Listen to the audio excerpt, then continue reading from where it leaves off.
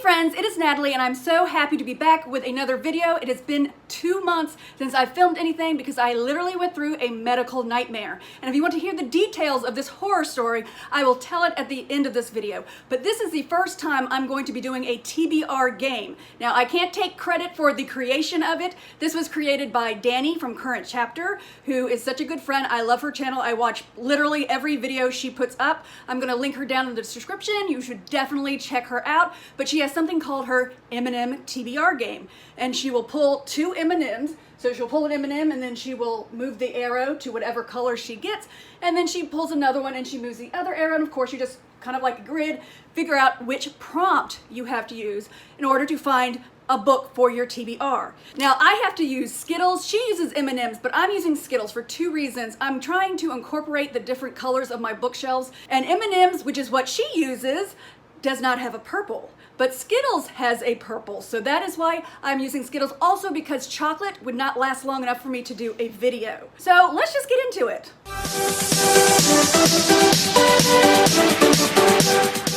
All right, I'm going to be pulling my first color. Let's see what we get. This is exciting. I got red. Okay, put that over there. So red, don't really even need to move that very far. Red. Okay, and let's see what else I pull. Ooh, I'm going to pull, green. So let's see what prompt that leads to. So we're moving this, move it down to green. Ooh, interesting, very interesting.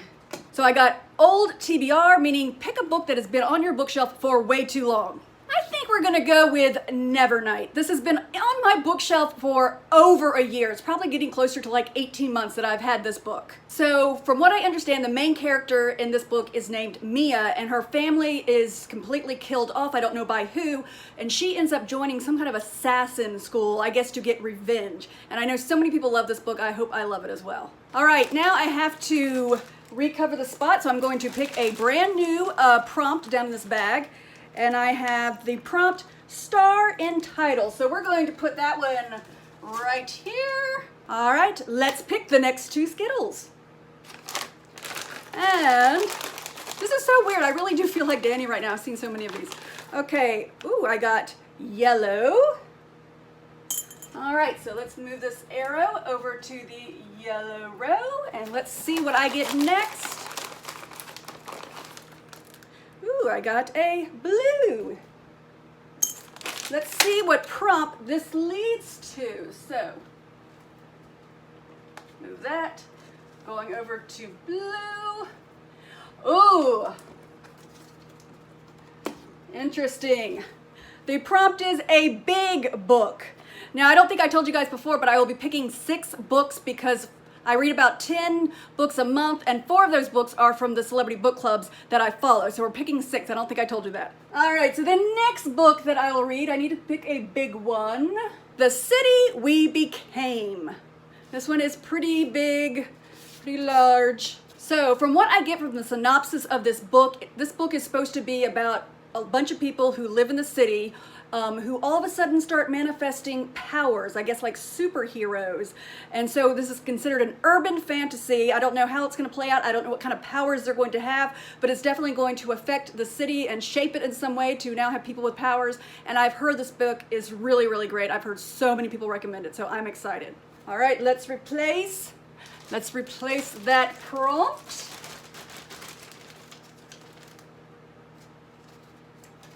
And we have, I'm going to cover that with pretty cover. We're going to put that there. If I happen to land on that again, please stick, please, please, please.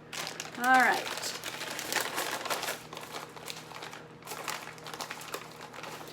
Ooh, I've got purple.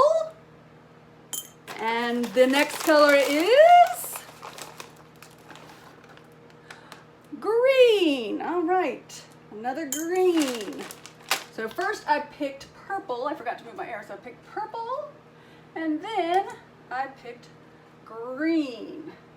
So I'm going to go over here, and that prompt is a 2020 release, or as we say, a new release. All right, I'm going to go with The Stars We Steal by Alexa Dawn. I read her book Brightly Burning and it was fabulous. All right, so it says this is about Princess Liani. Hopefully I'm saying that correct. This one also takes place in outer space, just like Brightly Burning did.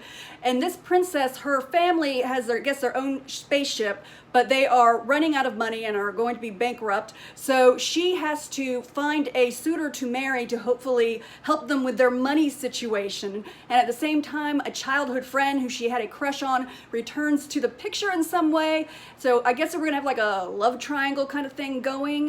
Like I said, I haven't even seen this book on BookTube as far as the BookTuber talking about it. So if you know about this book and you can tell me whether you liked it or not, that would be great. But I'm going to give it a chance. The Stars We Steal. All right, and let me cover that back up. All right, we're finding a new prompt, and we have 6-word titles. So let's put that right here and hope that it sticks.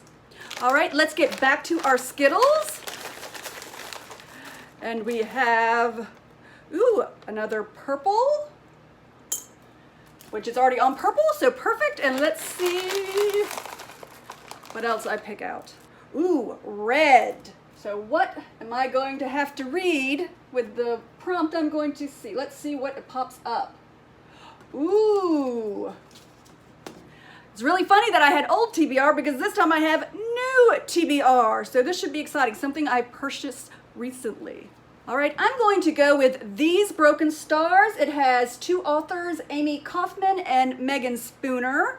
I know it seems like I'm picking a lot of books about outer space.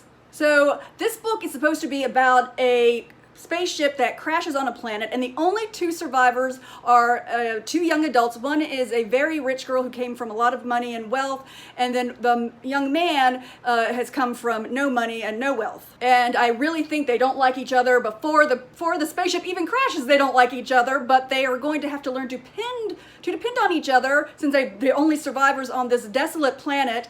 And I'm pretty sure if it's like most stories go, there might be a little romance there. And I love when you have the romance of opposites, people who don't like each other, and then they kind of learn over time to like each other. I love that. And I'm assuming that's where this is going to go. Hopefully, right? Hopefully. All right, so let's go ahead and cover this prompt up. I have to pick 2 more books. Okay, my next prompt I'm going to put up is map in book. So I'm going to put that here just in case I happen to land on it again. Please stick. And let's pick the next 2 Skittles. Let's see, green. All right, let's move this over to green. And our next color is blue. So I'm going to move that down, drop it onto the floor, not good. Over to blue. Oh, this is an interesting prompt. Double letters. What does double letters mean? It means the title of the book has to have 2 words that start with the same letter in the title. And I have a few of these, so let's see what would be a good pick. All right, let's go with Losing Leah. This is also a new pick. I'm going to be doing a book haul very soon. It'll probably be the biggest book haul I've ever done because I got a lot of books because I was feeling sorry for myself when I was having my medical nightmare. So stay tuned for that. This is actually very interesting. There's 2 main characters and they're a set of twins. We have Mia and we have Leah. And Leah gets taken. She got taken 10 years ago and she's being held by a captor who's known as Mother. Meanwhile, her sister Mia is having these weird headaches. And I think the idea of this book is as twins, they're kind of able to somehow communicate with each other. And I'm hoping that that means that Mia is probably trying to find Leah and they're using maybe some kind of twin telekinetic powers. Maybe. That's, of course, when you read synopsises, who knows? But I think that's where this book might be going. So that sounds really good. All right, let's replace our prompt. And if you guys have any prompt ideas, please let me know in the comments. Okay, so we have 3-word title that we will stick here. And let's pick our final Skittles for the final 6th book. All right, we have a blue. And very last Skittle we're going to pick is what? What is it? What is it? Ooh, orange. All right, I keep forgetting to move the arrows. So first we had blue, and then we had orange. What does that lead to? Ooh, good one. Hyped. A book that is very hyped on BookTube. Let's see what we can find. I actually have quite a few hyped books from BookTube in my shelves, so let's make a decision. All right, I'm going to go with Serpent and Dove. My goodness, have I not heard of this book 1,000 times on the BookTube. And from what everybody on BookTube has said, it is about a witch and a witch hunter who somehow they get married. I don't know if they're forced into a marriage or they fall in love. I have no idea, but I know the gist of it is a witch and a witch hunter get married. And that's all I know, but everybody loves it, and I hope I do too, because it's actually kind of a big book. So before I tell my medical horror story, please subscribe to my channel if you enjoyed the video. Please hit the notification bell because my upload schedule is kind of crazy. I don't have like a set schedule, and I will see you guys later, probably in either a book haul or a Reese Witherspoon book club review. And for those who are here for the horror story, I will tell you the horror story. Okay, this is my medical horror story. I hope nobody goes through anything like this ever. I wouldn't wish this on anybody. So at the very beginning of July, I had my niece and nephew coming to spend the week with us, which means we had 3 kids in the house. We had spent all day shopping, and then we went swimming. And at the end of the day, it was probably about 6 o'clock in the evening, me and my niece were sitting on top of my bed, and we were watching YouTube videos. Actually, she was showing me her favorite YouTube videos when I got a sharp pain in my stomach. Now, at first, I thought, being a lady and it being a certain time of month, that's what I was feeling. So I really quick grabbed a heating pad, took some Advil, and we continued on because I figured, you know, it's going to start being less painful and we can continue on with what we were doing. But no, the pain got worse and worse, and then it got to the point that I had to send my niece out of the room and call my husband and say, hey, we got to go to the hospital. So we get to the hospital. It's horrible. My husband is not allowed to stay with me, obviously, because of COVID. So I'm in this emergency room by myself, and the pain is so bad, and I have a very high pain tolerance, but the pain was so bad, I'm literally moaning. I'm sitting in a chair by myself, moaning in this empty waiting area. So they finally take me back. I tell them that I do not want any opiate painkillers, which I meant to imply there's other painkillers. There's some great painkillers that are not narcotics. But the doctor was kind of very dismissive and just went, okay, no pain medication for you, and left before I could even, you know, explain what I meant. And the people, they put me through, I guess, was it a CAT scan really quickly? And they said, this is literally what he said. He said, oh, you're just a little bit constipated. Oh, and I think you have some fibroids. And he gave me prescriptions for like laxatives and things like that. Now, I immediately knew that something was wrong because I actually had gone vegan 2 months before that. And when you go vegan and you're eating a plant-based diet, you don't get constipated, and definitely wouldn't get constipated to the point I'm moaning. And at this point, I actually start vomiting as well, which made it even more fun. That's not really how your body is going to respond if you maybe even are slightly constipated. We have to be pretty constipated to have that happen. So I went home the next morning and I threw up all night long. It was horrible. The next morning I realized, well, I'm going to go ahead and take this medicine just to see if he's right. I don't know what else to do, but I can't keep anything down because I'm, you know, throwing up. I can't keep this medicine he's given me down. So I call my doctor, and the doctor office says, why don't you call your lady doctor, because the emergency room doctor had mentioned fibroids. So I thought, okay, that's a good idea. So I called my lady doctor, and when I went in, I was moaning. She immediately gave me a shot of Toradol, which is a great painkiller that is not a narcotic, and the pain went away. But for the next couple of days, I kept vomiting. And so she said, if that's happening, to call. So I called in, I think about 3 days of vomiting, and I called her back, and she said, I want to see you immediately. And she actually has her office right in front of a small hospital. So when she saw me, she said, I'm sending you over to the small hospital just to get some fluids and do some scans so I can figure out what might be going on here. So once again, I went into the emergency room. This time I wasn't in as much pain. I was just really nauseated. Sent my husband out because of COVID.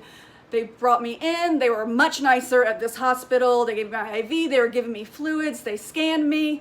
And they came in and said, no, you have a blockage in your intestines. So I had some kind of blockage in my small intestines, and for some reason right now I can't think of the common name for when you have that, but I had a blockage. So they came in and said, hey, we're going to stick a tube down your nose and suction your stomach, and that should get rid of this intestinal blockage you have going on, which at first I said, you're gonna stick what, where? They're like, we're gonna stick a tube in your nose and it's gonna go down into your stomach, which immediately I was like, really, do we have to do that? That sounds horrible.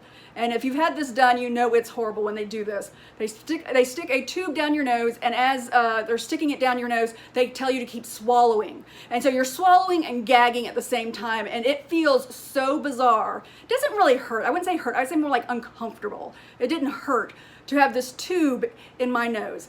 And I ended up having that tube in my nose for 10 days. So the first 3 days that I was at the hospital, they thought that by sticking this tube down in my stomach that it would suck out everything and it would get rid of this intestinal blockage that I had. That was their hopes.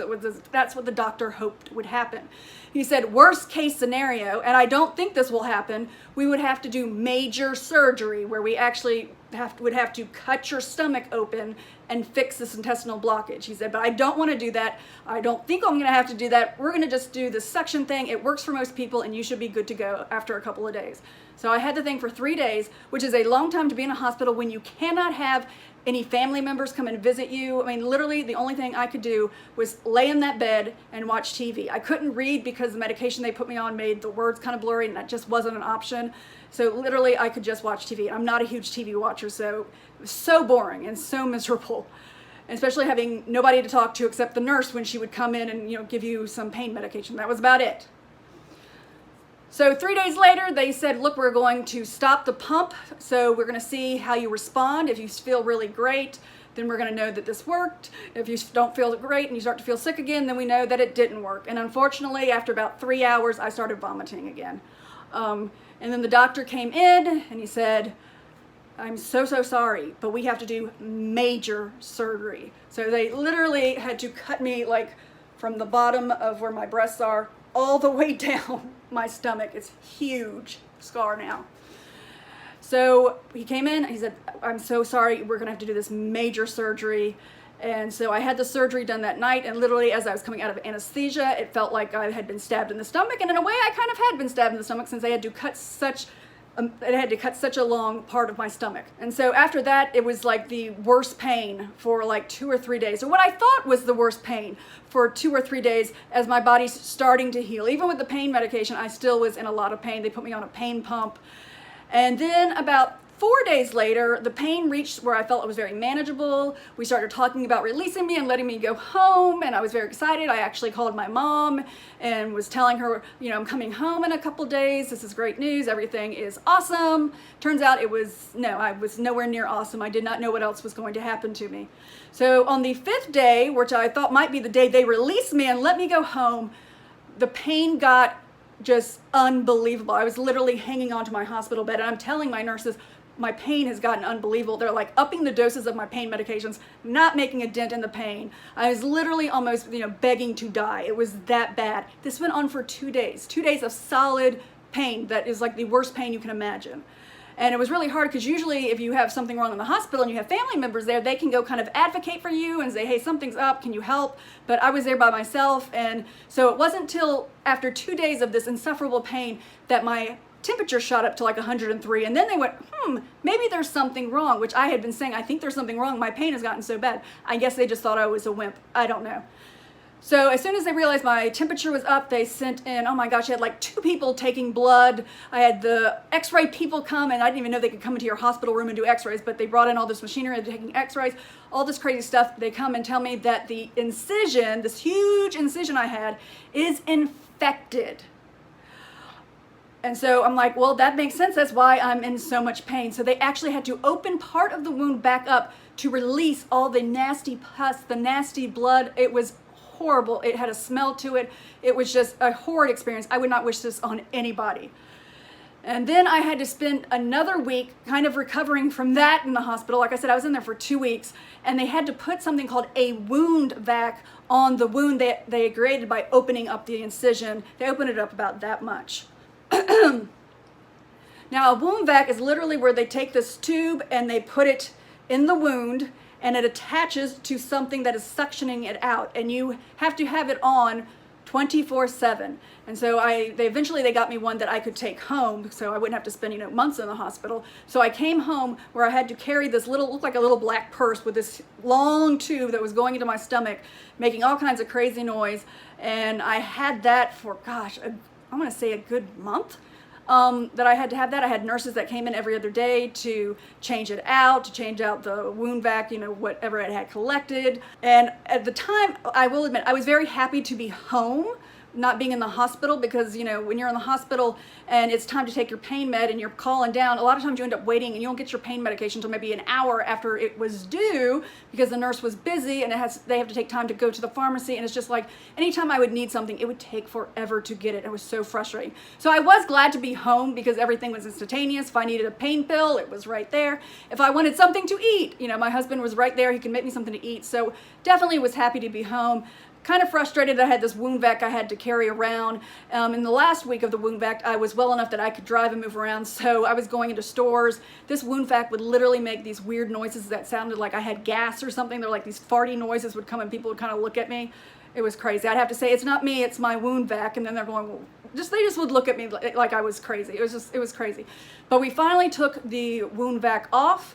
And I guess that was maybe a couple weeks ago. I've been building up my stamina since then. I've been watching a lot of BookTube. Like I said, I've been watching a lot of Dani from Current Chapters videos, but I've been watching a lot of BookTube videos. And I'm now finally reached the point that I decided that this weekend it was time to go back to filming. I'm not as strong as I was. I'm still working on healing and getting better, but I was very excited that I could finally film another video and kind of get back into the BookTube game. So that is my story. I hope none of you go through anything like that ever. Like I said, I wouldn't wish that on my worst enemy. I really wouldn't. But thank you so much for watching. Like I said, I have a book haul coming and I have a Reese Witherspoon book club review coming. I don't know which one will come first. Just look out for it. It should be hopefully in the next few days and definitely by next weekend. And thank you so much for listening to my story. I really appreciate it. And I'll see you guys later. Bye.